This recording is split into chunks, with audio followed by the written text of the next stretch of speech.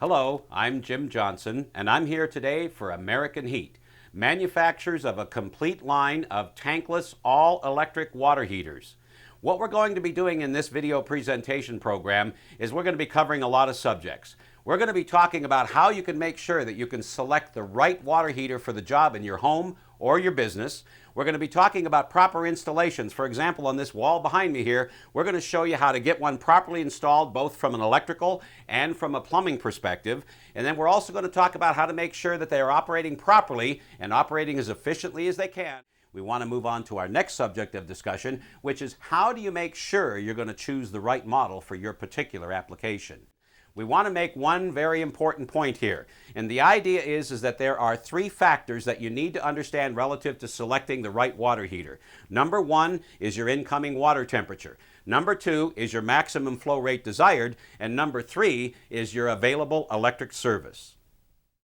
And speaking of your electrical supply, what we've done here is we've moved to the inside of a distribution panel in a building so that we can make sure you understand exactly what your electrician should be verifying when they do the wiring for your American Heat electric water heater. Take a look right here, because what we're showing you is that we have a main distribution panel where we've connected a digital multimeter, and what it's doing is it's showing that we have a 238 volt power supply. And now, moving on through the ADK model line service procedures, we want to show you just a little bit about removing the cover on any ADK model. We want to show you that we've already removed the screw. You remember this screw that we said was under that label that needed to be removed. And again, if you remove that label, you need to call technical support at 888-818-4328. And this is the other screw that we've already taken off. So that means that we're going to be able to remove the cover after we do one more thing. We need to make sure that this control knob is in the off position. That'll be important when we're going to replace the cover. So what we're going to do then is go ahead and roll it over since we have the screws removed. And all we need to do then is take a flat screwdriver, and we're going to go ahead and make sure we pry this up just a little bit so that we can get that side breaking loose, and then do the same thing to the other side. And what that's going to do then is that's going to release this case from the cover. And once we get that released from the cover and the case, we're going to be able to remove the unit from the cover, and when we turn it over, what you're going to be able to see is that the connections on your terminal board here, the pigtail is blue and red, but in this case, the blue and red does not mean 120 volt operation, because this is a 240 volt operating unit, which means that the blue and the red are both going to be hot wires, and of course this is going to be your ground connection here. What that means is, over in the disconnect box over here, we already have the disconnect box wired. We have the two hot wires coming in to the circuit breaker on the line side, and we also have the grounding connection over here. So what that means is our final connection on this 240 volt ADK model is going to be red to red, blue to black, so that we can get the 240 volt operation, and the green then, of course, is going to connect to ground. And with the cover removed from this particular model, you can see some of the things that we want to point out here. First of all, this is a two-element model, and right here, what we're looking at here is we're looking at the sensor that's going to sense the inlet water temperature. And of course, over on this side over here, we have one of the high limit devices, the automatic reset high limit devices over here, and there's the second one over on this side, since we have a dual element situation. And the elements themselves, as you can see, are just like on the whole house model. These are elements that are fitted into the heat exchanger area here.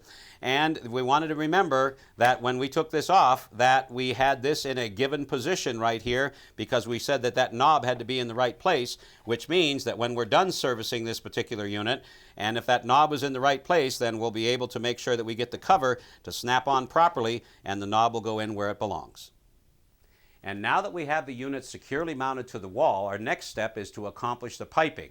A couple things we want to mention about that. First of all, copper piping is what you need to use, and you need to make sure that you have at least 36 inches of copper piping connected to the unit.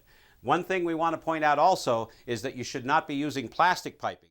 Now the next thing we want to talk about is making sure that when you are making solder joints on the piping that you're not doing it after you've connected to the unit itself. You want to make sure that all your soldering is done before you make the connections to the unit, because you could cause some damage. So what we want to show you here is a simple little part of our training here so that we can make sure you understand how to get a good joint. The first thing you need to do is you need to understand that oxidation on any copper will prevent you from making a good joint and will result in leaks. So our first step is to make sure that anything we're going to be making a joint with in any way, we need to make sure that we clean it up properly with a sand cloth and make sure that none of that oxidation is going to cause a problem for the solder to be able to seal properly.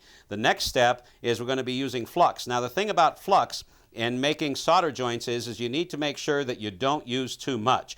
By the way, we need to use flux because what it does is it helps temper the tubing itself and helps it accept the solder, and then it will also really tell the solder where to go. Now once we get the joint with some flux on it, we can go ahead and get it inserted into the fitting. And of course, what we're going to need to do is we need to make sure that we have flux on all of our joints. Again, make sure that you don't use too much. Very often when people put too much flux on, what happens is that the solder doesn't stick like it's supposed to, and you wind up with a problem. So now that we're all set to go, we're going to set this up so that we can solder it for you. And what we're going to do is we're going to be using lead-free 50/50 solder. You want to make sure you're using lead-free solder. And also another little trick that you want to make sure that you use sometimes is simply just to get a little bit of a dab on that solder right there so that you kind of got a combination of the solder and the flux itself. And now that brings us to the torch assembly. All you need to do is make sure that you heat up not the fitting itself necessarily, but get an even heat all the way across the whole joint area. And then once you get the even heat happening, what you're going to do is move the heat in the direction that you want the solder to go. For example, we want this joint to be made, and that's going to allow that solder to flow right into that joint. On the inlet line coming into the model, you're going to need a shutoff. And by the way, it's optional whether or not you have a shutoff valve on the outlet, but you do need one on the inlet side. Now, when it comes to installing the piping that you've assembled, and make sure your solder joints are done and cooled before you connect them to the unit, the next thing we want you to understand is the compression fitting that's going to allow you your final connection to the ADK model. Now basically, the whole idea behind a compression fitting is this, is that the first thing you need to do is you need to get the nut slid into place, and then there's the ferrule that needs to be slid onto the copper tubing, and make sure that it's in a good position. And here's the thing about compression fittings. First of all, we're not going to need any Teflon tape on these threads. That's not the type of design that a compression fitting is. The whole idea behind a compression fitting is to make sure, first of all, that you get it forced into a position where that nut will be pushing up against that ferrule and will allow a seal without creeping to the end of that tube. And the way you get that accomplished is, like we said, first of all, get it far enough into place, and then what you want to make sure that you do is make sure that once you get the nut started on the threads and it starts to get tight, make sure that you're putting pressure on this tube right here so that you make the final tightening connections on that compression fitting to make sure that you have a good tight connection on both the inlet and the outlet connections on the ADK. And now that we've connected the piping on both the inlet and the outlet of the tankless water heater, we're going to go ahead with the electrical connections. We want to point out that you should never have the electric power turned on to a tankless water heater without the water circulating through the unit. Otherwise, it could cause damage. So what we're going to do is move on and talk about how we're going to get our electrical accomplished. Here's what we're going to be doing. This is the 110 volt model. So what we're going to be using is a single pole 30 amp breaker. And that single pole 30 amp breaker, in accordance with the National Electric Code that wants you to have a disconnect switch within a certain distance of a unit, we're going to be mounting it in this box right here. And you'll notice that what we've done on this box is that we put a Romex connector on here, and that is so that it will accept the pigtail in a secure connection without it going through a sharp area on the box. Now the other thing we want to mention about the pigtail is that we are going to go ahead and modify it just a little bit by carefully slicing it down here with a utility knife and getting rid of this excess here so that we can make sure that we have enough room inside to accomplish the connections. And the connections we're going to accomplish are going to be as follows.